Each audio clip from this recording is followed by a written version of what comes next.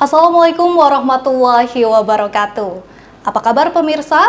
Kembali lagi bersama saya Putri Indah Lestari akan menemani Anda dalam podcast Banten TV bersama DPRD Provinsi Banten. Kali ini kita akan mengangkat tema Banten jadi tuan rumah PON 2032 mendatang, apa yang perlu disiapkan? Baik pemirsa, pada kesempatan kali ini kita akan mengangkat sebuah topik yang sangat membanggakan. Ini kabar bahagia khususnya untuk Provinsi Banten karena sudah ditetapkan, sudah diresmikan menjadi tuan rumah Pekan Olahraga Nasional atau PON pada tahun 2032 mendatang. Baik pemirsa, di sini bukan hanya Banten, namun juga Provinsi Lampung. Jadi setelah diresmikan, Banten kini memiliki tanggung jawab besar untuk menyiapkan penyelenggaraan ajang olahraga terbesar di Indonesia secara maksimal.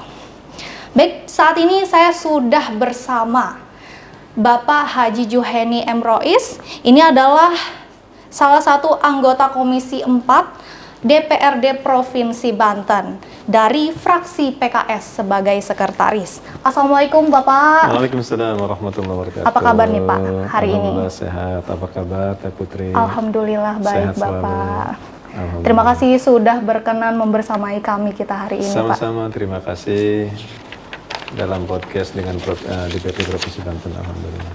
Baik Bapak, Provinsi Banten ini sudah ditetapkan nih Pak, sudah resmi menjadi tuan rumah pada Pekan Olahraga Nasional atau PON di tahun 2032 mendatang nih Pak. Bagaimana nih Pak respon dan perasaan Bapak ketika melihat atau mendengar kepercayaan besar ini diberikan untuk Banten? Ya Alhamdulillah, kita patut bersyukur ya bahwa Provinsi Banten dipercaya menjadi tuan rumah bersama Lampung untuk PON pada tahun 2032. Jadi masih ada 6 tahun lagi. Ya betul Pak. Kita menjadi tuan rumah dan ini event yang membanggakan bagi Provinsi Banten. Mata masyarakat Indonesia bahkan dunia akan menuju Provinsi Banten. Jadi kita juga berterima kasih kepada PON Pusat yang telah menetapkan Provinsi Banten pada bulan Mei 2026 kemarin, menetapkan Provinsi Banten sebagai ibu kota, sebagai tuan rumah, ya, tuan rumah pada event PON pada 2032. Nah, dalam visitasi ketika PON datang ke Provinsi Banten, mereka menyampaikan bahwa secara persyaratan 70% itu sudah memenuhi persyaratan di Banten. Luar biasa ya Pak. Ya, jadi masih ada beberapa perbaikan-perbaikan. Namun kita insya Allah dengan adanya waktu sampai 6 tahun ke depan itu persiapan kita insya Allah akan bisa dikejar insya Allah. Baik, tadi Bapak membahas perihal perbaikan nih Pak. Apakah ada strategis nih untuk menjelang persiapan Pekan Olahraga Nasional di tahun 2032 mendatang nih Pak, untuk pembangunan Provinsi Banten secara keseluruhan nih Pak? Tentu saja DPRD Provinsi Banten mensupport penuh ya terkait dengan event besar ini. Kita juga meski dengan keterbatasan anggaran yang sekarang ini menurun dari tahun-tahun sebelumnya, tapi dengan event ini juga kita insya Allah akan berdampak besar pada perekonomian masyarakat Banten insya Allah. Jadi kita pasti akan mensupport itu perbaikan-perbaikan yang dibutuhkan oleh Provinsi Banten, oleh Pemprov untuk memenuhi persyaratan yang kurang dari beberapa event atau venue yang lapangan segala macam itu dipenuhi. Tentu itu anggarannya besar ya. Dan karena ini adalah event nasional, kita juga berharap pemerintah pusat untuk membantu anggaran Provinsi Banten. Betul. Baik Pak, untuk persyaratan nih, menurut Bapak Sejauh mana nih Pak, Bapak melihat kesiapan sarana prasarana olahraga yang ada di Banten ini khususnya untuk mendukung penyelenggaraan PON di tahun 2032 mendatang? Kita alhamdulillah sudah punya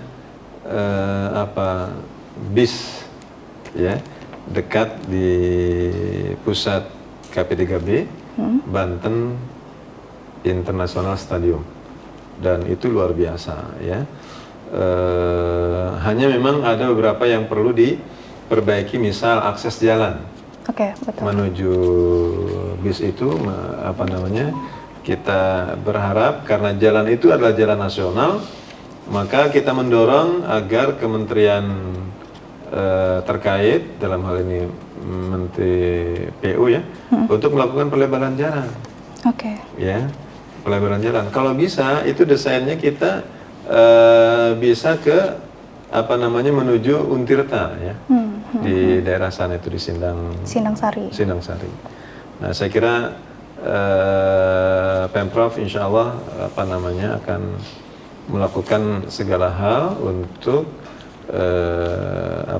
terselenggaranya PON 2032. Baik, jadi pemirsa jangan khawatir, informasi dari Bapak Juheni tadi sudah disampaikan ini karena salah satu akses menuju sana itu sering dikeluhkan oleh masyarakat, betul ya Pak ya? Betul. Jadi untuk selain venue olahraga nih Pak, infrastruktur pendukung apa saja yang harus menjadi prioritas pemerintah menuju PON nantinya? Jadi akses transportasi juga penting ya, karena tidak ada event saja yang jalan dari Baros ke Palima itu seringkali macet. Iya, gitu ya. betul. Nah, apalagi nanti ada event, pasti tidak sangat mungkin kemacetan itu akan bertambah. Nah, target kita kalau kita lihat Pemprov itu kunjungan itu sampai 40.000 kunjungan dalam event PON 2032 ini. Tentu ini memerlukan kesiapan yang luar biasa ya, Pak. Oleh seluruh komponen masyarakat, terutama Pemprov. Oke, baik Pak.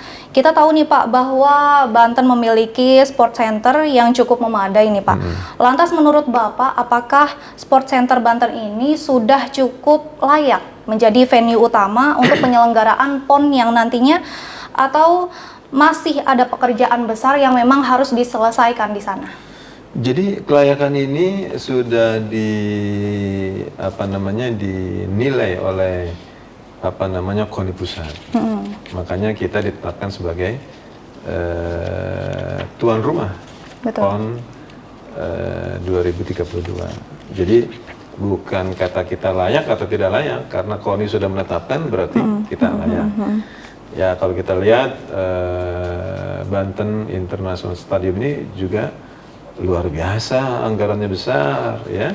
Sejak tahun berapa, 2021 kalau nggak salah, atau 2022 pembangunan bis itu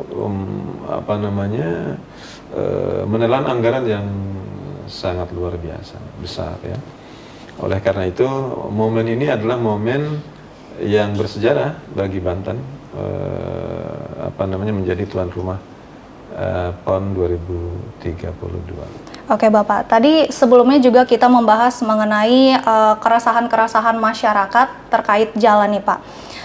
Untuk venue atau fasilitas olahraga sendiri nih Pak, apa saja yang menurut Bapak yang masih memerlukan pembangunan atau revitalisasi selain jalan tadi? Sebetulnya kalau satu persatu venue yang sudah siap dan belum siap itu mungkin tim teknis yang akan menyampaikan apakah ini sudah kurangnya berapa. Tapi saya yakin sih kalau standar nasional pasti aja ada kurangnya gitu. Mungkin ada yang 85%, ada yang 90%. Sepak bola juga sebetulnya rumputnya sudah oke, ya dari standar internasional gitu kan. Namun karena lama nggak dipakai, ada kekurangan sana sini dan seterusnya. apalagi yang akan dipertandingkan itu sampai 44 venue. Nah ini luar biasa ya. Kayak misalnya kolam renang atau ini segala macam itu kan pertandingan-pertandingan yang bukan hanya di BIS tapi juga sampai di Tanjung Lesung nanti. Gitu. Wah. Ya kesiapan lapangan di luar BIS itu juga banyak. Gitu kan. Pendukung stadion mana yang di Tangerang mungkin dipakai, di Cilegon apa yang dipakai gitu kan. Kolam renang yang standar internasional di mana letaknya itu sudah punya Banten gitu. Iya.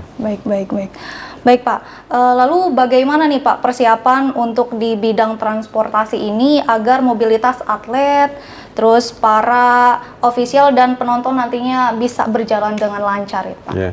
Kalau secara prasarana ya, Banten alhamdulillah dalam hal ini Kota Serang itu kan memiliki hotel yang lumayan representatif ya.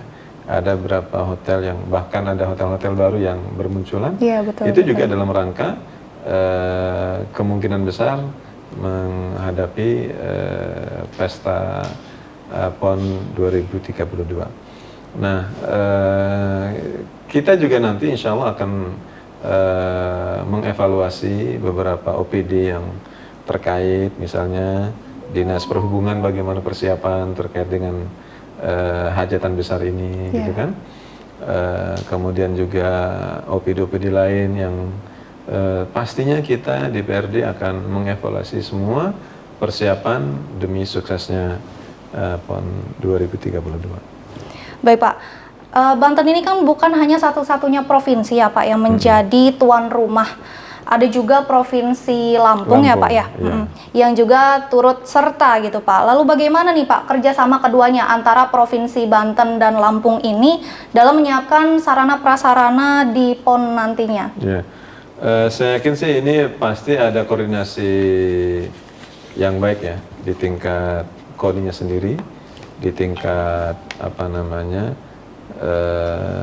panitia lokalnya masing-masing baik di Banten maupun di Provinsi Lampung supaya pelaksanaan itu berjalan dengan baik.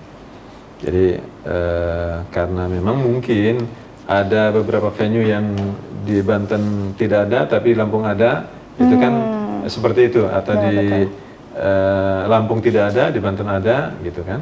Jadi itu pasti dikoordinasikan. Oke, baik Pak. Lalu menurut Bapak nih Pak, nantinya apa saja nih Pak yang menjadi tantangan terbesar yang berpotensi akan dihadapi Banten menuju PON 2032 nanti? Tantangan terbesarnya adalah bagaimana anggaran untuk perbaikan, karena ini kan baru 70% kesiapan. Ya, betul. Ya kan, itu bisa terpenuhi. Saya kira ini juga sinyal kuat bagi pemerintah pusat untuk membantu Provinsi Banten. Saya kira itu ya. Jadi yang paling penting itu adalah kira-kira anggarannya berapa ya untuk menyelenggarakan itu. Nah ini saya belum mendapatkan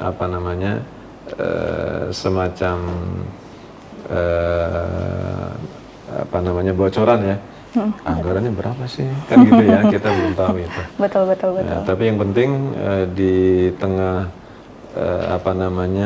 semangat efisiensi yang luar biasa, anggaran juga menurun. Kita beberapa tahun yang lalu anggaran APBD kita itu sampai tembus 12 triliun. Wow. Sekarang itu kabarnya nggak tahu ini, kayaknya kurang dari 10 kayaknya gitu. Jadi turunnya lumayan drastis. Lumayan drastis ya Pak ya.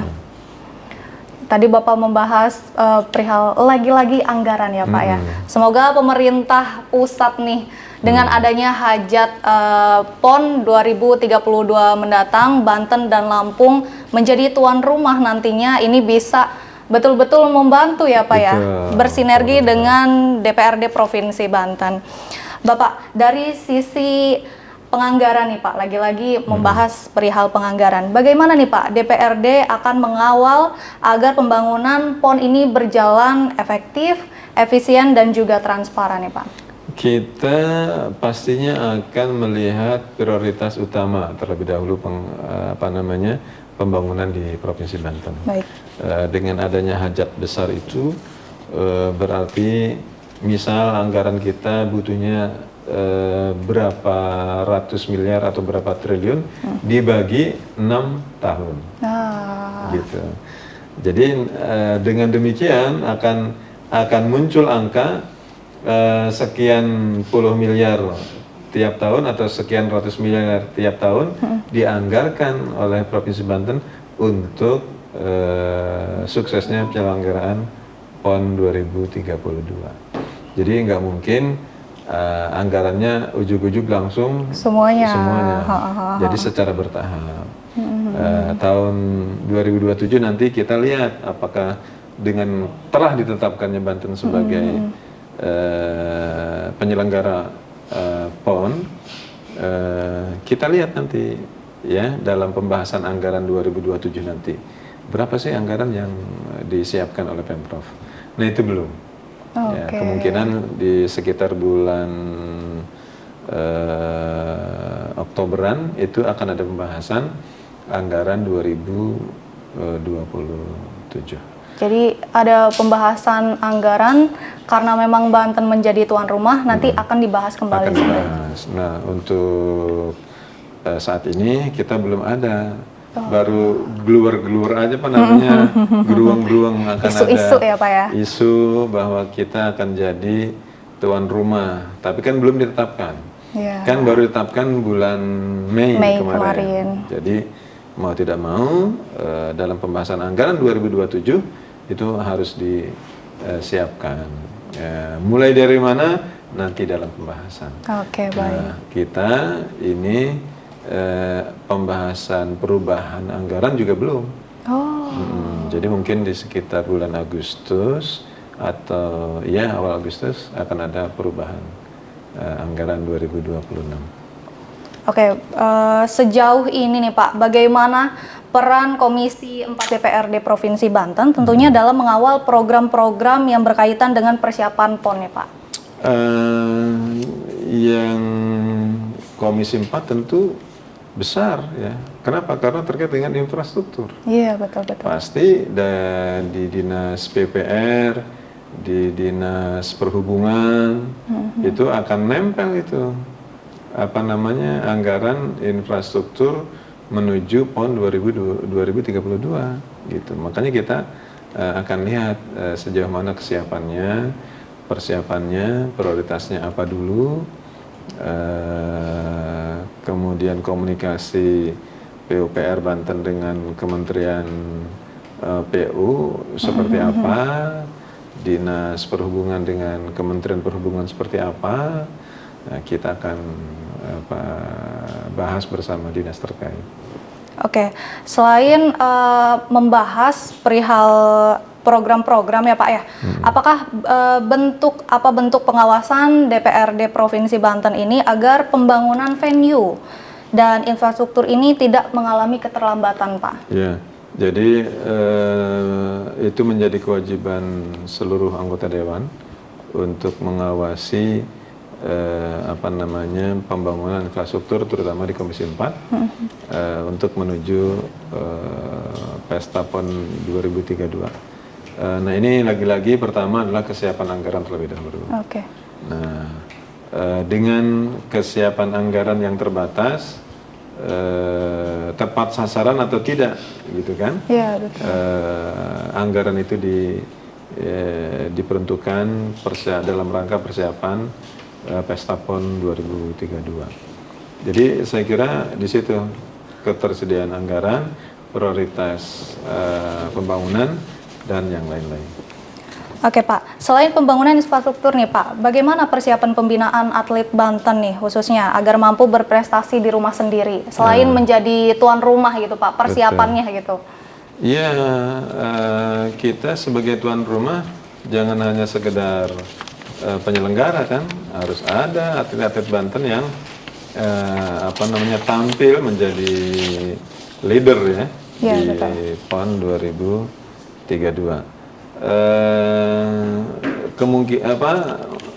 Kebetulan saya nggak begitu mengetahui banyak terkait dengan prestasi para atlet Banten ya, karena Komisi 4 tidak menangani dinas olahraga ya.